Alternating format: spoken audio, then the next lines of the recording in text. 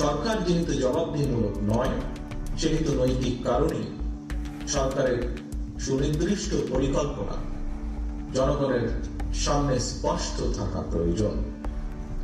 জনগণকে অন্ধকারে রেখে রাজনৈতিক দলগুলোকে অনিশ্চয়তায় রেখে শেষ পর্যন্ত কোন পরিকল্পনায় কার্যকর এবং টেকসই হয় না, হবেও না।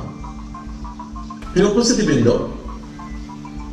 জনগণের সরাসরি ভোটে নির্বাচিত সরকারের মতো অন্তর্বর্তীকালীন সরকার সকল দায়িত্ব পালন করবে জনগণ হয়তো এমনটি আশা করে না।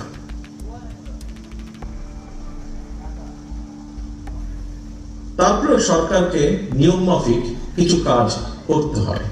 এরই ধারাবাহিকতায় দেশের বিভিন্ন শ্রেণী পেশা মানুষের সমস্যা সম্ভাবনা সম্পর্কে সরজমিন অভিজ্ঞতা না থাকলেও অন্তর্বর্তীকালীন সরকারকে নিয়ম মাফিক চলতি অর্থ বছরের বাজেট ঘোষণা করতে হবে।